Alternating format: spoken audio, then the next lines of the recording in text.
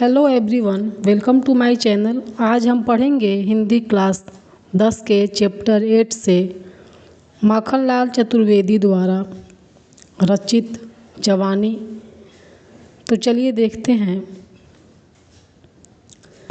प्राण अंतर में लिए पागल जवानी, कौन कहता है कि तू विधवा हुई खो आज पानी। कवि देश के युवाओं को प्रेरित करते हुए कहता है कि हे युवा वर्ग, तुम अपने अंदर सजीव प्राण को समेटे हुए हो। तुम शक्ति का स्रोत हो। तुम अपनी शक्ति को पहचानो। तुमसे कौन कहता है कि तुम विधवा हो गए हो, अर्थात निस्तेज हो गए हो, या तुम अपनी पानी अर्थात अपने तेज को खो दिए हो। ऐसा कौन कहता है। चल रही घड़ियाँ, चले नभ के सितारे, चल रही नदियाँ, चले हिमखंड प्यारे। कवि कहता है कि मैं आज जिधर भी दृष्टि फेरता हूँ उधर गति ही गति देखता हूँ। समय निरंतर गतिवान है। कवि कहता है कि समय निरंतर गतिवान है। आकाश के तारे निरंतर गतिशील हैं। नदियाँ पर्वतों से निकलने के बाद रुकती नहीं हैं, अर्थात वो भी गतिमान रहती हैं। पहाड़ों पर बर्फ़ के टुकड़े गिर गिर कर अपनी गति का प्रदर्शन कर रहे हैं। चल रही हैं सांस, फिर तू ठहर जाए, 2 सदी पीछे की तेरी लहर जाए।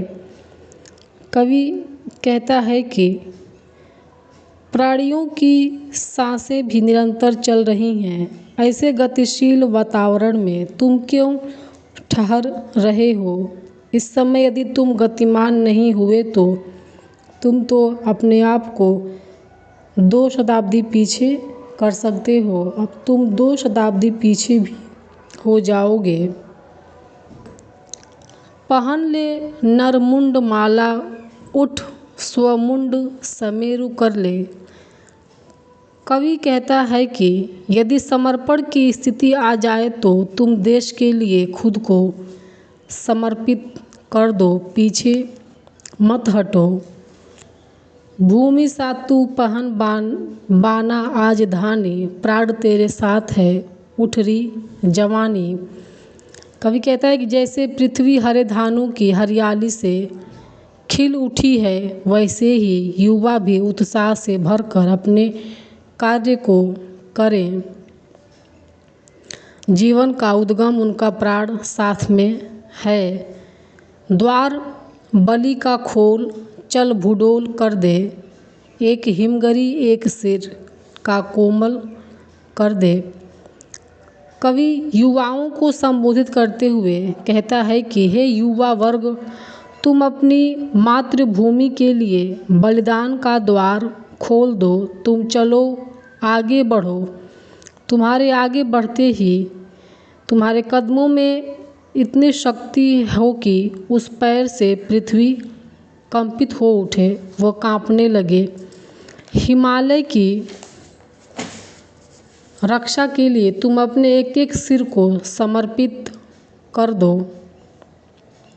मसल कर अपने इरादों से उठाकर 2 हथेली है कि पृथ्वी गोल कर दे। कवि कहता है कि अपने प्राणों का उत्सर्ग कर दो। तुम्हारे इरादे इतने अत्यंत मजबूत हों और तुम अपने इरादे रूपी हथेलियों को ऊंचे संकल्पों के समान उठाकर पृथ्वी को मसल कर गोल कर दो।